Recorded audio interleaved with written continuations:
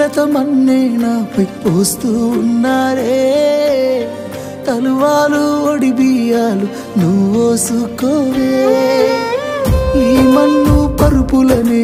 పడుకుంటున్నానే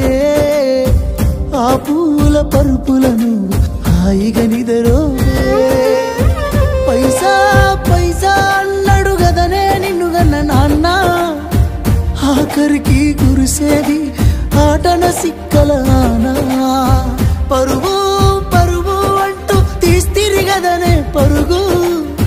పానం పోయినంక మోగేదే డప్పుల దరువు ఉండదనికే హాని పిల్ల పాపాలతోని హాయిగా బతుకేను వందేళ్ళు నువ్వు పువ్వులు అల్లుకొని పోతున్నవే అత్తగారింటికి నే